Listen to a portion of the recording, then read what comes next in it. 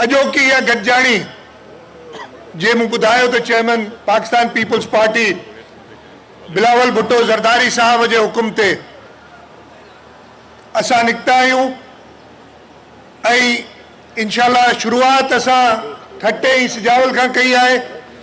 इन ई तरीक़े सां असांजी कोशिशि आहे त इन महीने में यानी इन अप्रैल जे महीने में असां सभिनी ज़िलनि में वञूं ऐं जेकी बजट ठहणी आहे उन सिलसिले में जीअं नासिर शाह साहब ॿुधायो त चेयरमैन साहब जो हुकुम आहे त हर ज़िले में वञी तव्हां मुंहिंजे वर्कर्स जी तवसुत सां स्कीमूं वठो। मां तव्हांजी स्कीमूं हिते जेके तव्हां कराची में वेही ठाहींदा आहियो उहे क़बूल न कंदुसि। हाणे हिन में कई तरीक़ा असां पोएं साल बि हिकिड़ी एक्सरसाइज़ कईसीं, भाऊ ॻाल्हि कई, पर पोएं साल थियो छा जेकी हुकूमत पोइ वही हुई जेको क़ीमतूं तमामु वधी वियूं असां नई स्कीम का बि न ॾेई सघियासीं। पर हिन साल हुकूमत सिंध इहो पक कई आहे त असां न रुगो नई स्कीमूं ॾींदासीं पर हाणे इहे नई स्कीमूं रुगो पंहिंजे वर्कर्स अवाम जी जेके स्कीमूं हूंदियूं उहे ॾींदासीं। ऐं नासिर शाह साहब जीअं ॿुधायो त हर ज़िले में चाहे के ज़िला नंढा आहिनि के वॾा आहिनि, हर ज़िले में घटि में घटि 5 अरब रुपयनि जूं, इहो मां तव्हांखे ॿुधाए थो सघां, वर्करनि जी स्कीम्स जेके वर्कर ॿुधाईंदा उहे ॾिनी वेंदियूं। हाणे जो तरीक़ेकार छा हूंदो, छाकाणि सभु असां वटि जेकी डिमांड आहे उहे त 5 अरब छा 50 अरब बि ज़िलनि ते ख़र्च कयूं त घटि थींदा, तव्हां सम्झो था। हाणे जो तरीक़ेकार छा थींदो उहो चेयरमैन साहब जी सलाह सां असां कयो आहे त हिकिड़ी कमेटी ठाहींदासीं। उन कमेटी या 2 या 3 अलॻि अलॻि कमेटियूं हूंदियूं, पर हिकिड़ी कमेटी जेकी डायरेक्ट वर्कर्स जी नंढी स्कीमूं, छाकाणि जो सभु को चाहे थो त उहे स्कीम्स ॾियनि, उन जी सदारत चओ कन्वीनरशिप चओ या हिकिड़ो गॾु करणु सभिनी खे उहा ज़िमेदारी हूंदी ज़िले जे सदर जी। उन सां गॾु ज़िले जो जनरल सेक्रेटरी हूंदो, तालुकनि जा सदूर हूंदा, ज़िली तंज़ीमनि जा सदर उन्हनि जा हूंदा। उन सां गॾोगॾु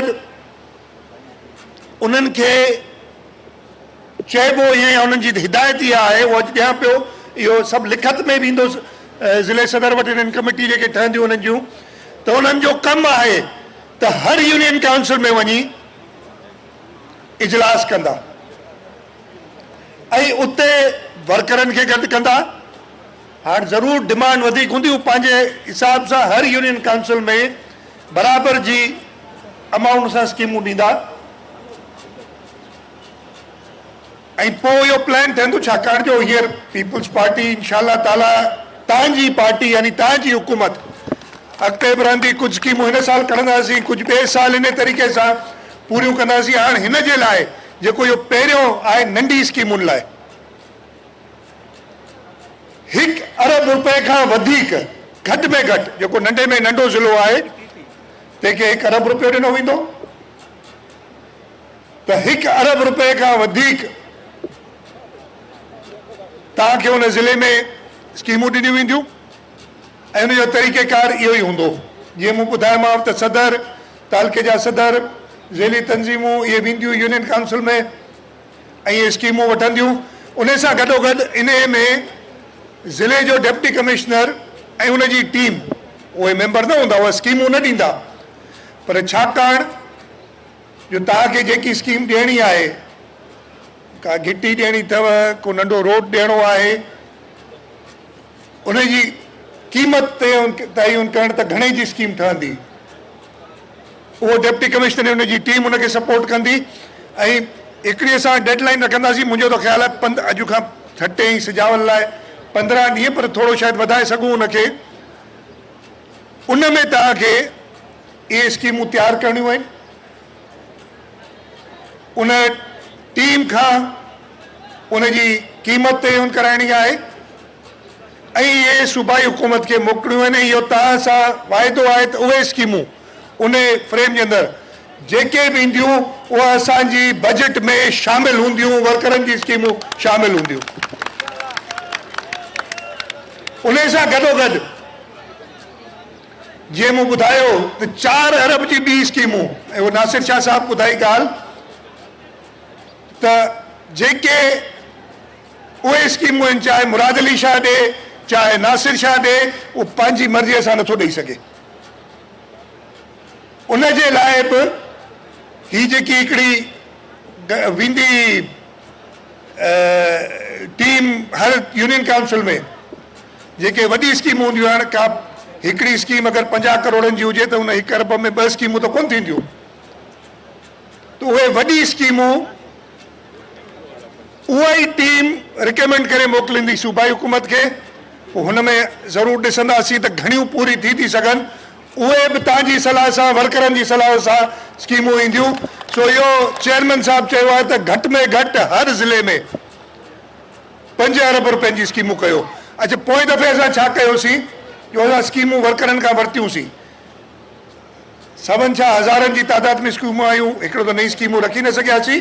पर असां जॾहिं उन्हनि खे ॾिठोसीं त असां चयोसीं हाणे मां केरु थींदो आहियां, मुराद अली शाह केरु थींदो आहे त कहिड़े वर्कर जी स्कीम इंक्लूड कयां, कंहिंजी न कयां। त इहो फ़ैसिलो हाणे अमाउंट ॾेई इहो पूरो तव्हां अरब रुपए जे अंदरि तव्हां कढियूं आहिनि। इहो फ़ैसिलो तव्हां कंदो इंशाअल्लाह ताला। चेयरमैन साहब जे हुकुम ते जीअं मूं चयो त इहो बजट में हिकिड़ी तारीख़ असां ॾींदासीं। हिते ॿई सादिक मेमण साहब, मोहम्मद अली मलकानी साहब मौजूदु आहिनि। इन्हनि जी ज़िमेदारी हूंदी ऐं इन मीटिंग्स जा बाक़ाइदे यूसी वारा तव्हां मिनट्स ठाहींदो। जीअं हिकिड़ो थींदो आहे फलाणी यूसी में वियासीं, फलाणा फलाणा माण्हू प्रेज़ेंट हुआ, इहे 10 स्कीमूं या 15 स्कीमूं आयूं, सभिनी गॾिजी फ़ैसिलो कयो। पोइ उन में ज़रूरु इख़्तिलाफ़ थींदा, पर जेको मेजॉरिटी जो फ़ैसिलो हूंदो उन में हिन यूसी खे असां 10 करोड़ जी स्कीमुनि जो ऐलान कयो त असां सोचियो त ॾियणियूं आहिनि ऐं 10 करोड़नि जी फलाणी स्कीमूं आहिनि जेके ॾियूं था। इहे मिनट्स जॾहिं असां वटि ईंदा जंहिंमें उन यूसी वारे उहिदेदारनि जूं सयूं मौजूदु हूंदियूं, तंहिंखां पोइ उहे बजट में मौजूदु थींदियूं, त इंशाअल्लाह ताला इहो असां पक कंदासीं त इहे वर्कर्स जी तरफ़ां स्कीमूं अचनि। अच्छा, हिते सभई दोस्त मौजूदु आहियो।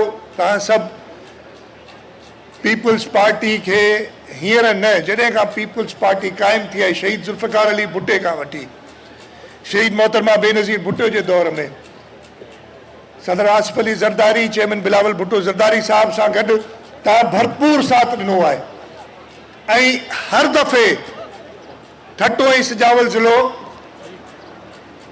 पीपल्स पार्टी जे उमेदवारनि खे वॾी अक्सरियत सां कामयाबु कंदो आहे। त ईअं न आहे जो पीपल्स पार्टी चेयरमैन साहब या तव्हांजी सूबाई हुकूमत इन्हनि ज़िलनि जो ख़्यालु न कयो हुजे। हिते ठट्टे ऐं सिजावल में हिकिड़ो वॾो मसइलो हो, रोड जेको हो इहो कराची खां ठट्टो हालत ख़राब हुई। असांजो रोड कोन हो, वफ़ाक़ जो रोड हो। वफ़ाक़ उन खे न पे ठाहियो त सिंध हुकूमत इन रोड खे वफ़ाक़ खां वठी, ऐं इहो वाहिद रोड आहे जेको सिंध हुकूमत वफ़ाक़ खां वरितो आहे। इहो तव्हां नथा ठाहियो। ठट्टे सिजावल ई ॿिया इन खां पोइ बदीन वञण वारा माण्हू, अॻिते हैदराबाद ताईं वञण वारा माण्हू, उन्हनि खे तकलीफ़ आहे। हिनखे असां पाण ठाहींदासीं। असां पब्लिक प्राइवेट पार्टनरशिप में इहो ठट्टो सिजावल कराची ठट्टो रोड ठाहियोसीं। ठट्टे सिजावल जी अॼु मोहम्मद अली ख़ान ॻाल्हि कई आहे, इंशाअल्लाह ताला उनखे बि ॾिसंदासीं।